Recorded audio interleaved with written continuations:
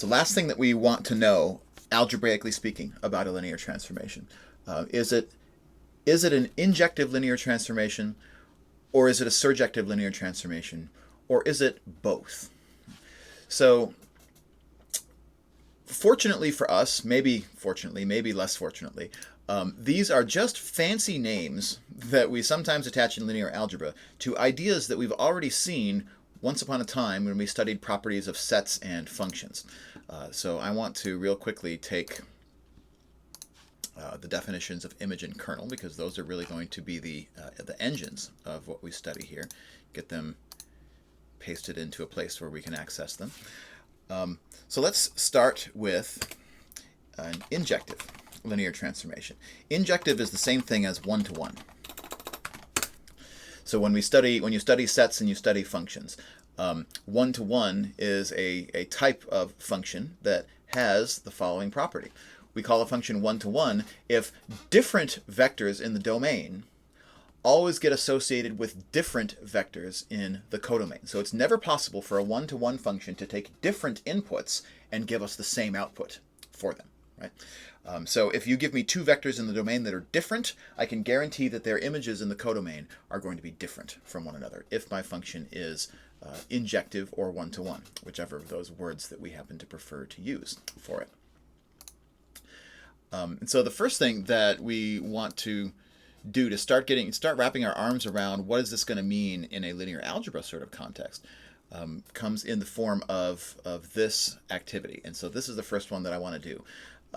This gives us a relatively straightforward example of a linear transformation. T of xyz is equal to xy. So it takes a three-dimensional vector and it just takes its z coordinate and it just throws it down the hallway and gets rid of it.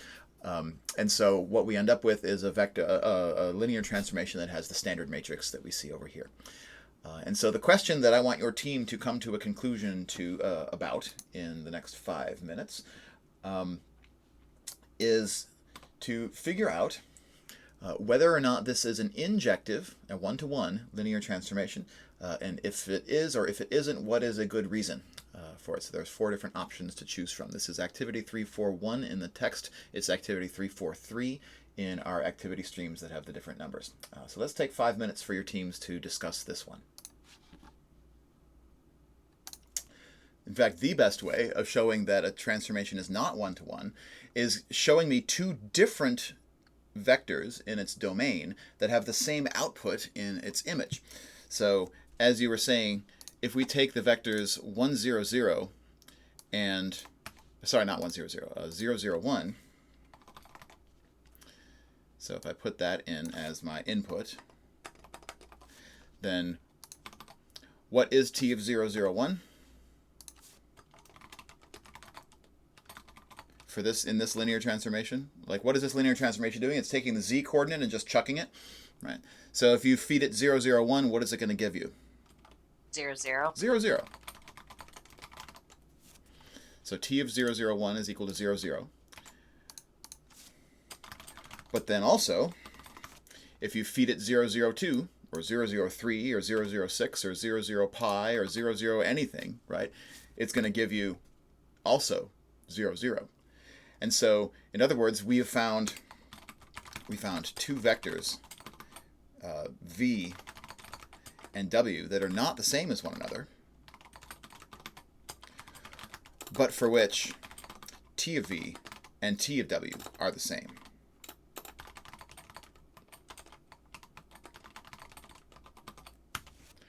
And so we conclude that t is not one-to-one.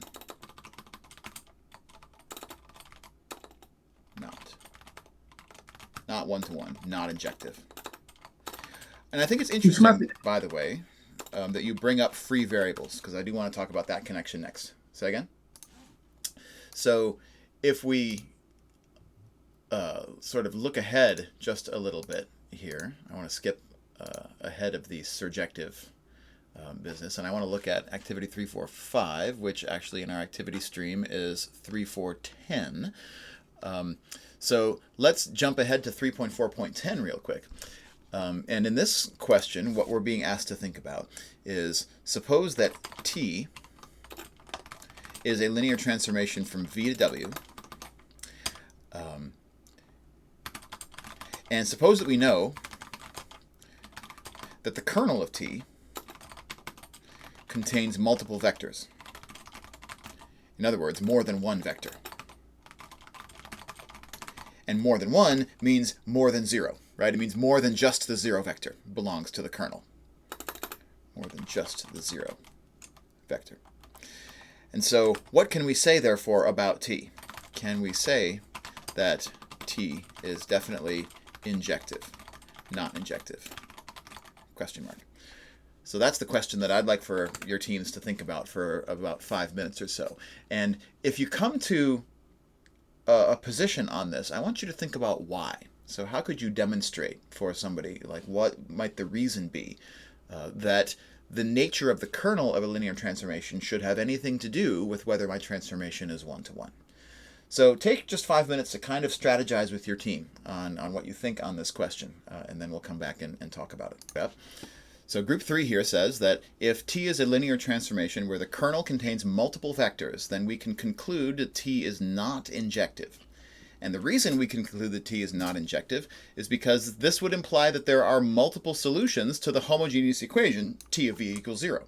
In other words, there's more than one vector in the domain of my linear transformation whose image is the 0 vector.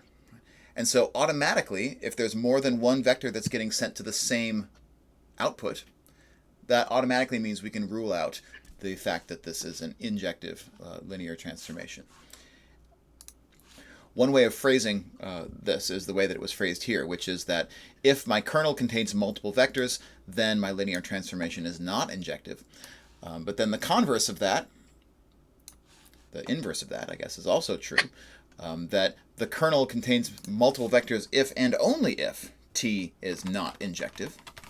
And because it's an if and only if statement, that means that we can also negate both. We can take the inverse of it, and it retains its logical correctness. So we could say that the kernel of T is only the 0 vector, if and only if T is an injective linear transformation. So this is a way to test for injectivity. That if the kernel is the trivial vector space, so if the only thing that's getting sent to the 0 vector is the 0 vector of the domain, then that means we have an injective linear transformation. And so we could prove this by using the logic that group 3 just gave us, right? That if I have a kernel that has more than just the 0 vector in it, then we can show that T is not injective. And the reason we can do that is that if the kernel of T is not equal to 0, then we can say, let's let V not be the 0 vector. Let's let V be not the 0 vector, but let's let it be in the kernel of T. Belong to the kernel of T. Then since T of V is equal to the 0 vector, because it's in the kernel, and 0 is also equal to T of 0, because remember, every linear transformation sends the 0 vector to the 0 vector. We have proven T is not injective. As soon as there is anything other than the 0 vector that belongs to the kernel of my transformation, that means that we're sending two different vectors to the same output, and therefore we have a transformation that is definitely not injective. Okay, so what about the other direction? Suppose that the kernel is just the 0 vector. Let's prove that T is injective, and we'll do this by way of contradiction also. Let's suppose that T is not injective. We're going to show that the kernel, therefore, has something in it besides the 0 vector. So how should we do this? We'll take the definition of injective, so going back to the beginning of the chapter, take the definition of injective and take its negation. So the definition says T is injective if whenever V is different from W, we have T of V is different from T of W. So if I turn that around, then not injective means that there is a V different from W such that T of V is equal to T of W. So since T is not injective, there exist two vectors, let's call them V and W, that are in the domain of my linear transformation, such that V is different from W, and yet T of V is equal to T of W.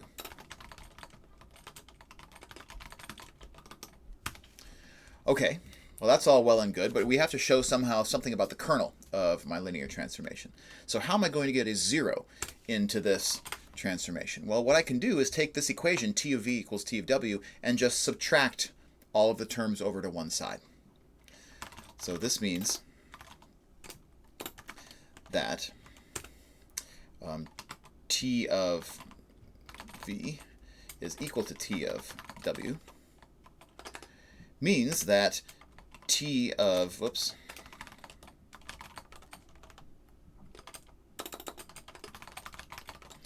again, typing in front of an audience, so T of V minus T of W is 0, namely the 0 vector. Right, so I'm just subtracting T of W from both sides of my equation. But remember that T is a linear transformation. So if I'm subtracting the outputs, T of V minus T of W, what is that the same as? What could I have done instead? Instead of subtracting the outputs. You could subtract them and then do the I transform? could subtract them and then do the transform. Exactly. This is the beauty of algebraic structure, right? I can do the subtraction before I do the transformation or after, and I get the same results, because that's what a linear transformation is. It's something that respects the structure of a vector space. So T of V minus T of W is the same thing as T of V minus W. So T of V minus W is equal to the 0 vector.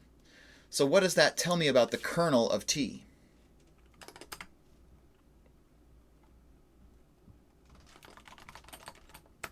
Or maybe another way to say it is, what does it tell me about V minus W? There you, nope. Yeah, V minus W is an element of the kernel. Kernel. V minus W belongs to the kernel, just by definition of kernel. So let's add our warrants into this work right here. So by linear transformation, so because T is a linear transformation, T of V minus W is equal to the 0 vector. And the warrant for the next line is just the definition of the kernel.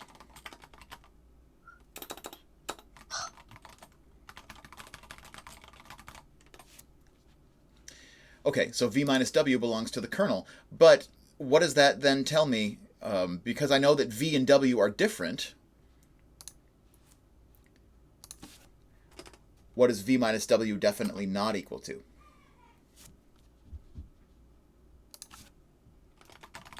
Oh, not equal to 0? Yeah, it's not equal to the 0 vector. So V and W are different, therefore their difference is a non-zero vector, and that non-zero vector happens to belong to the kernel. So we have found a non-zero vector belonging to the kernel of T, as desired. So that's what we were supposed to do, right? We're trying to show that the kernel is not just the 0 vector, that it contains other stuff, and that's what we've just done. Put a little box in there. So this is the beauty of the kernel, is the kernel can tell us whether a linear transformation is injective. And we know a linear transformation is injective if its kernel is trivial, and only if its kernel is trivial. And as a result of this, so this is an immediate corollary, and it goes directly to what you were just saying a minute ago, Peter, and that is that if the standard matrix of T has no free variables, non-pivot columns, then what do we conclude?